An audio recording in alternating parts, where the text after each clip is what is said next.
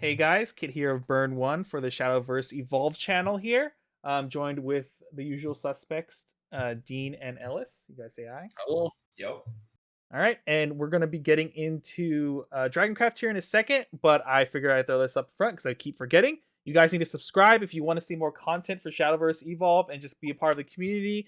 We're trying to build it up here for our side and support the game as much as we can early on, just so we can get the community going because this game is a lot of fun. So if you're interested in the game and you're kind of liking the stuff we're putting out, please follow, subscribe, leave a comment, like the video because it legit helps us and it motivates us a lot more to like put out these videos faster. And I'm hoping that we get on some kind of schedule here and we're gonna release weekly videos or a few videos a week, hopefully moving forward. But yeah, so we'll just get right into the Dragoncraft starter deck here. We'll let Dean describe the deck for you guys. Okay, so yeah, we're at Dragoncraft. This is like if you play Magic, this is your green deck. It is Yes. ramp. That is Yes. everything. It's about putting down big creatures as early as possible. And the threshold for like the big mechanic is called overflow. It's if you have 7 or more mana, so turn 7, sometimes as early as like turn 5 even. You're able to get additional effects with your cards. I think there was one game we played. We were almost there turn 4. Like, I mean, you yeah. can get mana pretty fast if you open like insane, and we'll see that in the structure deck even. So, Right. um, I guess we should just get right into it. Yeah, but what we did in last video too, where would you rate this out of only like starter deck meta where you're only playing against other starter decks? What level do you think this is? Oh man, this one? You want to bring this one to the room, I think. No, the Rune one is so much better. This Yeah. one in the starter deck meta, the awkward thing about it is it has a bunch of like heavy cards, but it only has a single card that ramps you in the starter deck. That card is really good. But like a lot of the time your hand is gonna be kind of awkward to be honest. I put this at like middle of the road. It's like there's definitely worse starter decks out there if you're just playing against other starter decks. And if you have a good hand, it can be really strong, but it's some of the other decks are just more consistent and they're gonna be having like higher quality hands to be honest.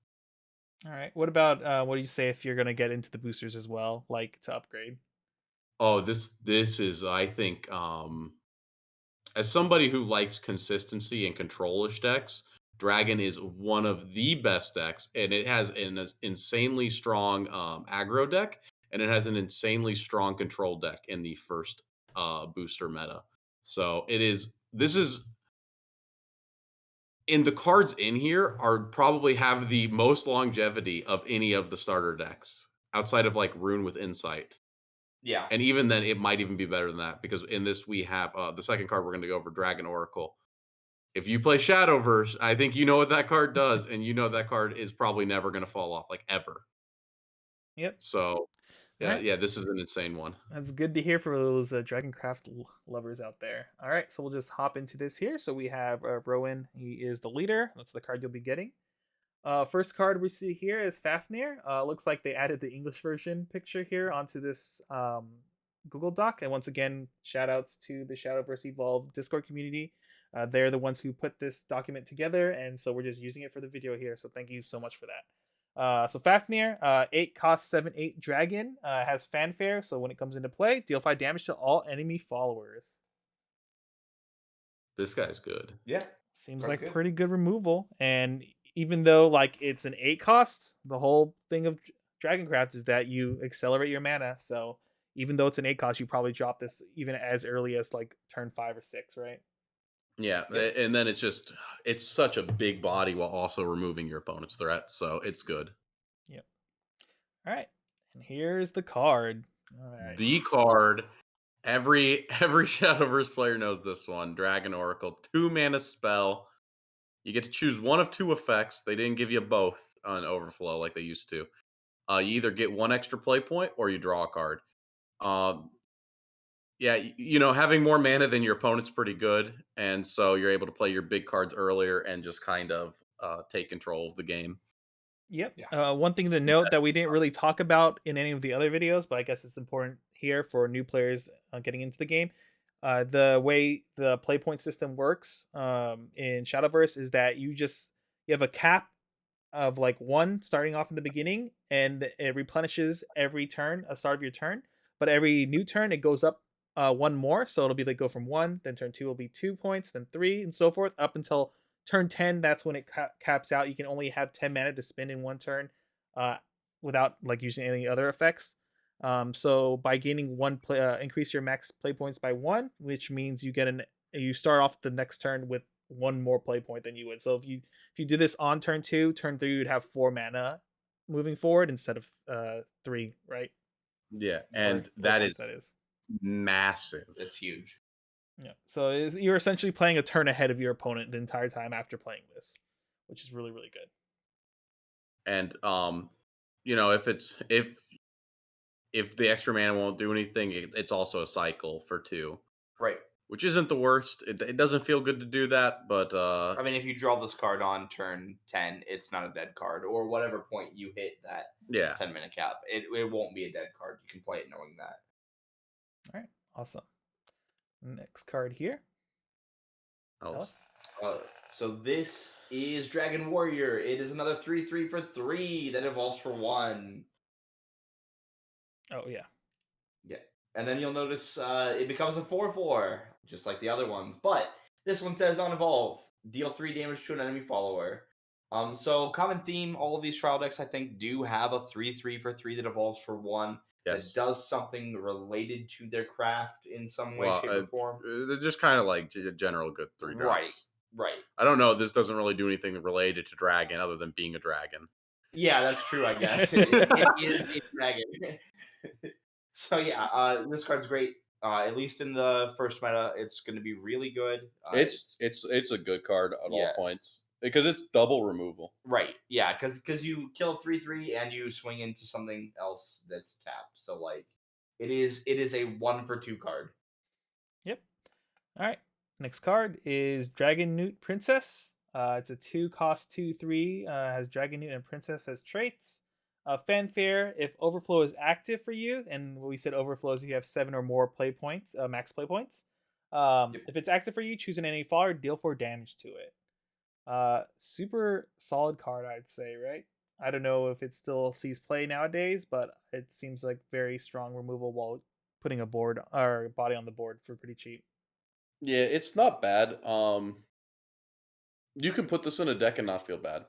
Yeah. Yeah. All right, awesome. Next card here. Oh, this was my favorite card when I first started the TCG. This guy is big. Dragon Guard, 4-drop, 4/5. He has ward. What's more important is if you are an overflow, he gets +2/+2. This is a 4 mana 6/7 with ward. Once you get into the mid game. Like I just remember one of my first memories of like the digital is like just slamming this guy down. Because he would also get big in like the digital, and you just like stare at them, and they're like, I can't kill his disgusting. I think it's a 5-drop in digital. So yeah, I like this guy. Is he the best? No, but he's pretty good. All He's a right, cool guy. Ellis. And Ellis. Ooh, all right. So here we are with Fire Lizard. This is a 3/2 for 2 that says when it comes into play, choose the enemy leader or an enemy follower. Deal 1 damage to it. So if your opponent's at 1 and you've got this card in hand, they're dead. Combos. If you're looking at something to kill something small that they played, like a fairy token or a quick blader, this card does it and stays alive temporarily. Card's good. All right. Next we have Dread Dragon. It's a 7 cost 7/7 dragon, and it has fanfare. Choose an enemy follower, deal 7 damage to it. Ooh, I like the 7th theme here. Card seems alrightish. You just kill big thing. Don't right? remember if 7 is relevant. I don't think so either. Really, it's what the relevant numbers usually are like. What? It's a dragon. No, it's not. I think 7 is all of their terrible. overflow is 7, but Well, that's the magic. I think the 7 damage is actually like a really bad threshold in this game because I think it's like the same as dealing 6 damage. Yeah, I wouldn't be surprised if that's the case. I think the big numbers are what, like 3, and then the next one after that's like 5, right? hold on. What is the? 3, 5. I'm looking real Yeah, I don't quick. know how the flavor text is relevant either. Like, I'm looking real quick at something like I think the most important thing, like once you get out of the booster meta. I mean, we've been looking at these booster decks, right? And like 7, most things don't have 7 health. They have like 6 at most. Yeah. And once we get the actual boosters, I think this guy is like the face of the first set. Okay, the face of the first set has 7 health. This card actually is relevant once you get some boosters. Oh, all right. So 7 is actually a relevant number of how much damage to deal to a follower. Interesting. Yeah. All right. Next card here. Oh, this card is insane. This is Rock. He's a 3-drop 3/3, and he has Evolve for 0. And he has, when he attacks, he gets +1/+0. And when he evolves, he's still got the 3/3 stat line, but now he gets +1/+1. What's funny about this card is there's like one of the staple cards, or some of the staple cards have like either one, like they're like 1/1s, or they are like there's like the 0/2 with Ward that's going to be in the first booster, and this card just gets to buff itself for nothing, and then just kind of be big. It's not terrible. I like the fact that it definitely just always gets to evolve for free. This is effectively a 4/4. yeah, with rush. Yeah, for 3. Nice. Next What here. have we done? What have you done? I'll fix it. Don't worry. Either way, here we go with Glint Dragon. It is a 5/3 for 4 that has Fanfare. Choose an enemy follower, deal 3 damage to it. Is it as good as the 3/3 for 3 that evolves for 1? Probably not. 3/3 for 3. Yeah, the 3/3 for 3 that evolves for 1 and deals 3 damage to an enemy follower. I think this card is not as good. Oh no. But the card's in the trial deck meta, the card's okay. Outside of it, I don't feel like this card sees play. All right. Next here we have Dragon Rider. It's a 2/2 for 2. Evolve 1. And then has Fanfare. If Overflow is active for you, put a dragon into your EX area. And the dragon is a 4 playpoint 5/5 Dragoncraft dragon follower. And then the evolved form here is a 3/3. And then evolve. If Overflow is active for you, this gets +2/+0. All right. I mean, seems all right-ish. I don't know how relevant is having the token in your EX area for this deck. This card seems kind of mediocre-ish. The token is like, right, you're in the structure deck meta, you Mhm. don't have a lot of cantrip, like cards don't get a lot of value, and suddenly this card is like it gives you itself, Mhm. and then also a 5/5. All right. I mean, So you're it's saying there's not a lot of value, but it seems like almost every card that we've seen comes into play kills something. yeah, but even if you're killing your opponent's cards with your cards, like you're not like replenishing your hand Yeah. in any way, shape, or form. And so like This is an extra resource you get to play with. I got it. yeah. All right. Next here. This is the Sea Brand Dragon, 4-drop 4/4. Come and play. If you got 7 mana, it gets Storm, so you're able to deal some face damage with Nice. like a pretty mid stat line. I mean, it's not bad, but it's also like it's 4 mana, and It's okay. Like, as fast as you can ramp with Dragon, like this card is okay, but I think there are better cards than it. the problem know. is before you have 7 mana, The card's just dead. it's Yeah. kind of just sitting in your hand. Right. But after that 7 mana, it could still be a dead draw. This card's probably dead. It's not. I mean, in an aggro deck, it's like okay-ish. Right. All right. Ooh, Blazing Breath. It is a quick spell. It is a 1-drop spell. Choose an enemy follower, deal 2 damage to it. If Overflow is active, deal 4 instead. This is basically the one that Rune's got. That is deal 2 or deal 4. Rune wished it But- was a quick. Right, Rune wished it was a quick. This card's good. This card's great. Yeah, Yep. Solid card all around. TD exclusive, by the way. I'm pretty sure. I think it is. All right. We have here Dragon Wings. This is a 3-cost spell. Deal 2 damage to all followers. If Overflow is active for you, deal 3 damage instead.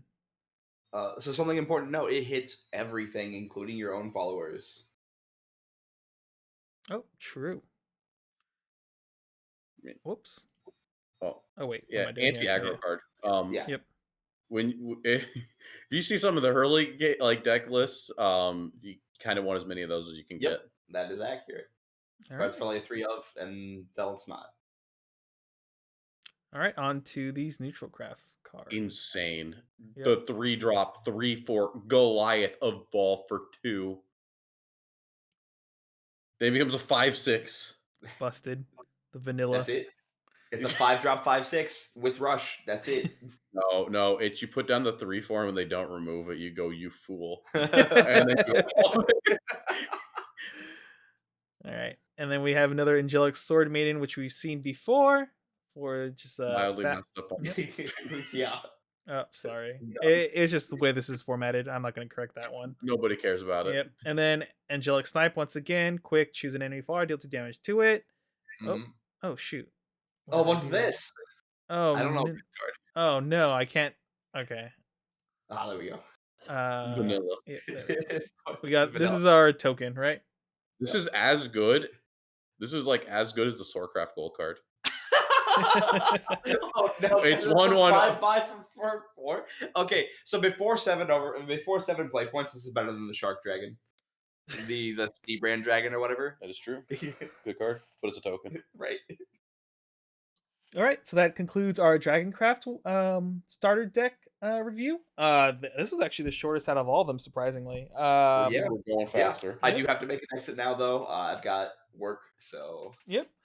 So if you guys enjoyed this video and love the content, please subscribe, all that stuff, because we need the motivation basically, and we want to support the community as much as possible, especially when it's coming out in English pretty soon, just around the corner.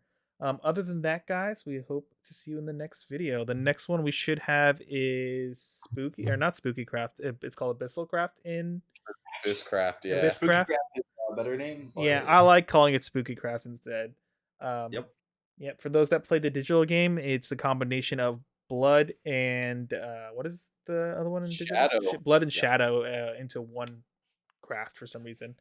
All right, we'll see you guys in the next video. Thanks for hanging out with us.